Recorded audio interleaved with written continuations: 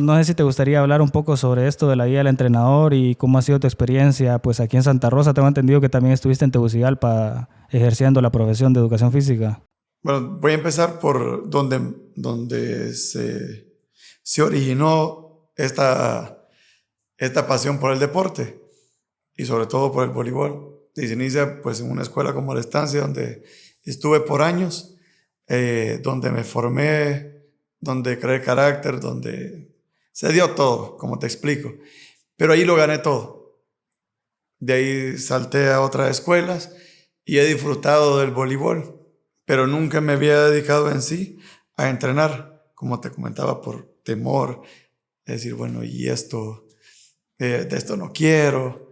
Pero al final esta pandemia me ayudó a entender de que sí, yo estaba en un lugar que me encantaba, pero realmente yo tengo una gran vocación por cambiar vidas, no solo por cambiar cuerpos, por cambiar la forma en la que piensan las personas. Entonces la guía del entrenador se basa en personas sin tiempo que desean o anhelan llegar a tener un físico lindo, pero que no tienen tiempo. Dice, fíjese que yo soy doctor y me quedan 10 minutos para entrenar. Dale, la guía del entrenador va con eso.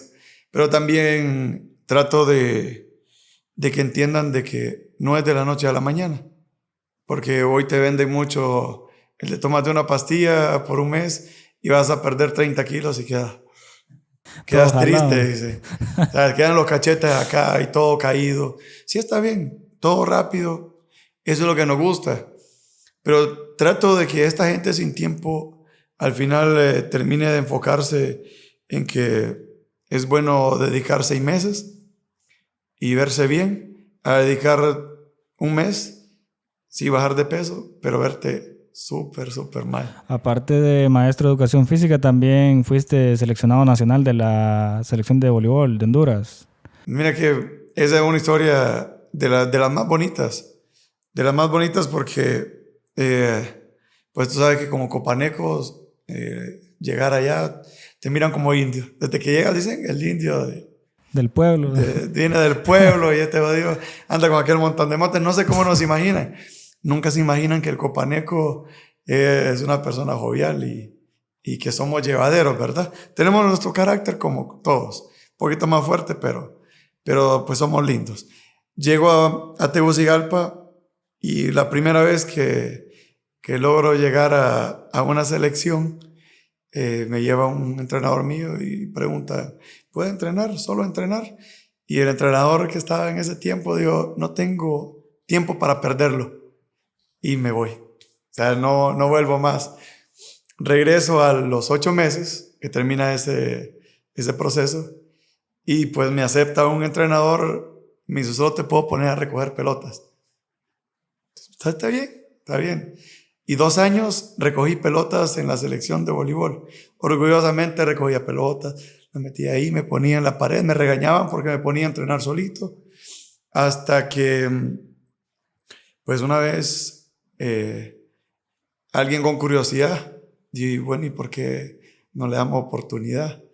Y pues en paz descanse, Marco Tejeda, un cubano, dijo que yo tenía cualidades que no tenía cualquier persona.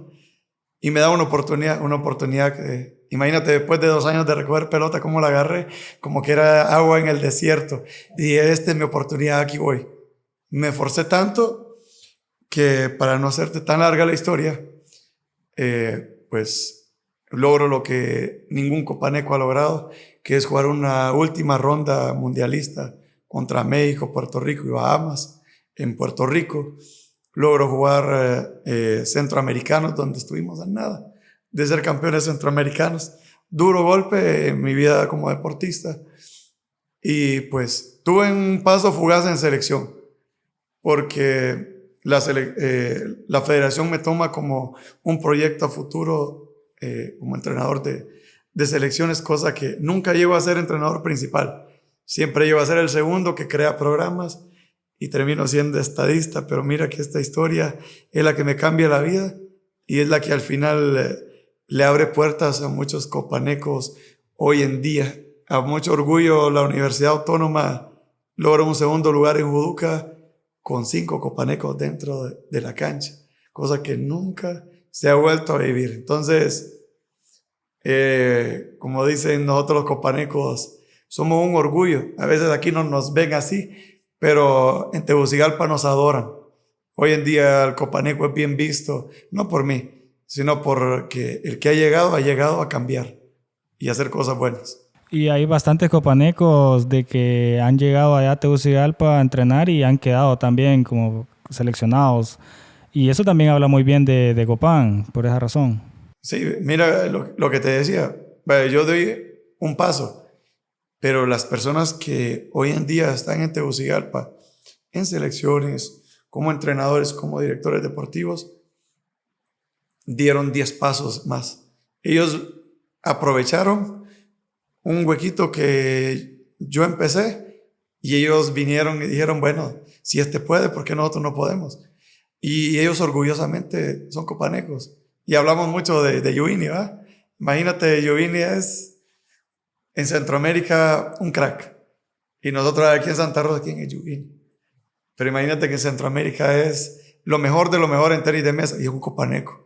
A orgullo nosotros los copanecos aquí somos de lo mejor en deporte actualmente, aunque no somos aquí como bien vistos, en otros lugares sí. Reconocen el buen trabajo y sobre todo que somos buenos profesionales.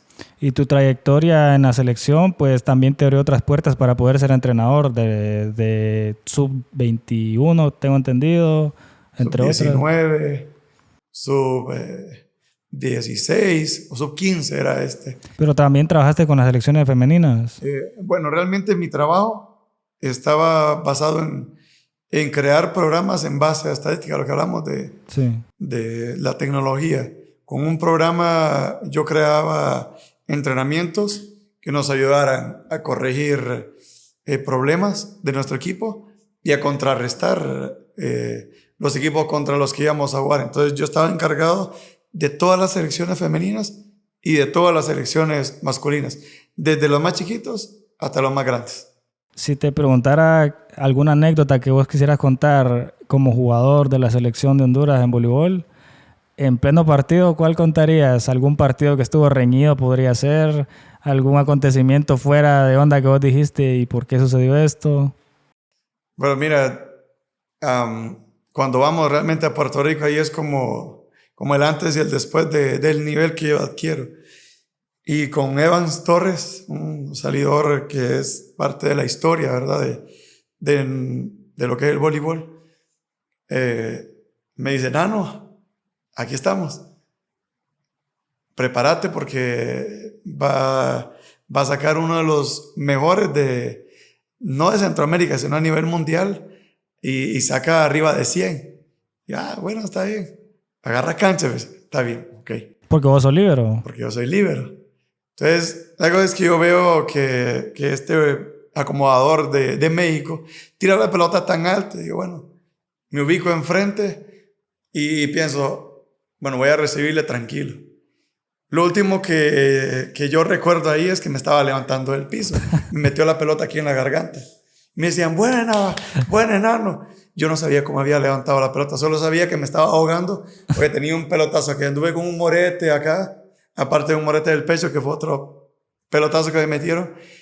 Pero ahí fue como, ¿qué ando haciendo acá? ¿A qué velocidad iría no te puedo explicar porque nos reíamos, porque nunca habíamos vivido algo así. Entonces, esa pelota fue como que me hubieran pegado con una piedra en el cuello. Me quedó un morete lleno de sangre acá. Y esa puede ser la anécdota que siempre cuento. Me dice, ¿y cómo fue su experiencia en Puerto Rico? No, vine adolorido. Casi muero. Casi muero, pero realmente, como estamos tan atrasados a nivel de vóley acá, cuando vas a otros países o cuando tenés oportunidad de jugar en Norseca, eso es lo que nos da realmente el desarrollo. Realmente, como hondureño te digo, nos hace falta mucho, pero se ha hecho un buen trabajo en las federaciones en la federación, sobre todo de voleibol, perdón, para poder llegar a tener nivel y competir. Bueno, sabemos también que la parte de presupuestaria todo lo que tiene que ver con las finanzas de que le asigna el gobierno como apoyo a este tipo de deportes, en el fútbol, por ejemplo, vemos que no sé si está mal o está bien, pero en el tema de voleibol, ¿cómo lo considerarías vos? Bueno, en vóley, te comento que en el tiempo que yo estuve, cada año le bajaban casi 50,000 lempiras al presupuesto de voleibol. Entonces, por ejemplo, yo arranqué con 650,000 lempiras que le daban a la federación y con eso había que hacer viajes y todo. Mentiras, no se logra con eso. Porque solo un viaje te cuesta 1,000,000. Un viaje. Normalmente si vas fuera a Estados Unidos o algo así te cuesta 1,000,000. Entonces, cuando terminé mi último proceso, tenían, me parece que 160,000 lempiras. Nada que ver Con eso no podían ni pagarle al secretario de la federación. Solo imagínate cómo puedes empezar un proyecto sin tener los fondos. Entonces todo el tiempo era, hagan actividades, vendan esto, vendan donas. Entonces no puedes pedir rendimiento cuando no inviertes en el deporte. Hoy en día creo que hay un poquito más de inversión. Tal vez el enfoque está un poco fuera de la línea, pero ahí va. Por lo menos ya hoy dan más importancia al deporte. Antes, como te digo, para ir a un viaje andábamos con botellones, pidiendo en los moles, donde nos corrían, vendiendo donas. O sea, desde ahí deduce cómo nosotros como jugadores, como entrenadores, llegamos a un torneo. Bueno, aquí en Santa Rosa, pues destaca bastante el gimnasio municipal por la liga de voleibol. No sé si te gustaría pues comentar acerca de cómo ha sido la organización, porque sabemos que están bien establecidos aquí en Santa Rosa. Se cuenta con una cancha profesional de voleibol y vos como maestro pues también son condiciones que están aptas para que vos puedas desarrollar diferentes temáticas en relación a la educación física. Bueno, mira, este proyecto de Santa Rosa es el mejor proyecto a nivel nacional. No tiene comparación. Ni Tegucigalpa. Nadie, porque este es un proyecto autosostenible.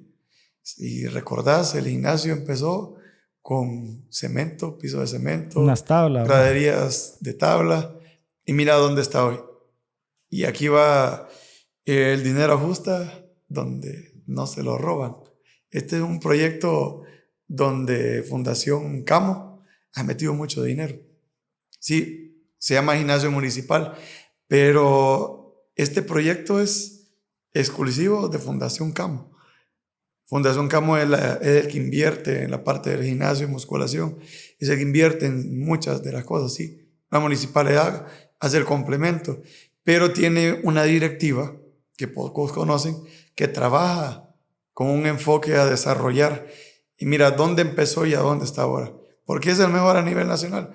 Porque tiene voleibol como nadie lo tiene, porque tiene un proyecto de fútbol que nadie tiene, porque tiene ajedrez, porque tiene tenis de mesa. Aquí se han desarrollado juegos centroamericanos, que cosa que no se ha desarrollado ni en San Pedro, ni en Ceiba, que ya tiene canchas. Entonces, ¿qué te dice esto?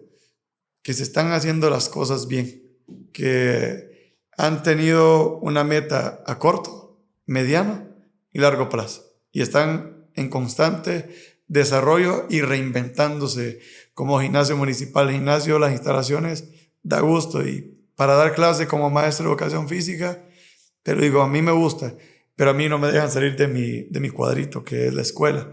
Y el que está desarrollando todo, ahí es pues Marvin, mi primo, que es el que ha empezado de cero, y ahí va, echándole ganas y con un montón de niños. Si ves, el voleibol crece, el fútbol crece, el tenis de mesa crece, todo crece.